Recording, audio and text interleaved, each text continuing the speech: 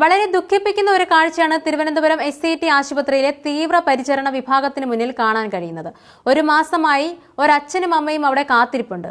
രൂപമാറ്റത്തോടെ പിറന്ന തങ്ങളുടെ കുഞ്ഞ് എന്തെങ്കിലും ഒരിക്കൽ ജീവിതത്തിലേക്ക് തിരിച്ചു വരുമെന്ന പ്രതീക്ഷയിലാണ് ആ അച്ഛനും അമ്മയും.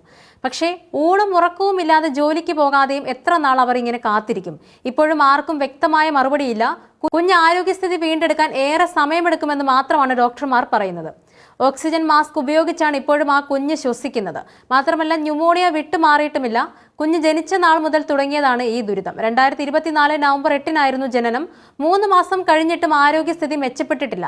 കഴിഞ്ഞ മാസം 15-ന് ശ്വാസം മുട്ടലിനെ തുടർന്ന് കുഞ്ഞിനെ ആലപ്പുഴ മെഡിക്കൽ കോളേജ് ആശുപത്രിയിൽ വെന്റിലേറ്ററിൽ പ്രവേശിപ്പിച്ചിരുന്നു.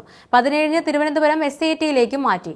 ഏറെ ദിവസം വെന്റിലേറ്ററിലായിരുന്നു കുട്ടി. വെന്റിലേറ്റർ പിന്നീട് മാറ്റിയെങ്കിലും തീവ്രപരിചരണ വിഭാഗത്തിൽ തുടരുകയാണ്. മാത്രമല്ല കുഞ്ഞ് ജനിച്ച നാൾ മുതൽ പിതാവിന് ജോലിക്ക് പോകാൻ കഴിഞ്ഞിട്ടുമില്ല.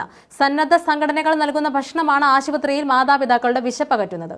കുഞ്ഞിന്റെ ചികിത്സ സൗജന്യമാക്കി സർക്കാർ ഉത്തരവിറക്കിയിട്ടും ഇടയ്ക്കിടെ മരുന്ന് പുറത്തുനിന്ന് വാങ്ങേണ്ട സാഹചര്യവും ഉണ്ടാവുന്നുണ്ട്. ഈ വിഷയത്തിൽ ജനനീതി സംരക്ഷണ വേദിയുടെ നേതൃത്വത്തിൽ ജില്ലാ മെഡിക്കൽ ഓഫീസിലേക്ക് ചൊവ്വാഴ്ച രാവിലെ 11-ന് മാർച്ച് നടത്തി. രൂപമാറ്റത്തോടെ പിറന്ന കുഞ്ഞിന്റെ ചികിത്സാ പിഴവിന് ഉത്തരവാദികളായ ഡോക്ടർമാർക്കെതിരെ നടപടിയെടുക്കണമെന്നാവശ്യപ്പെട്ടാണ് പ്രതിഷേധം. KPCC general secretary M. Liju ഉദ്ഘാടനം ചെയ്തു.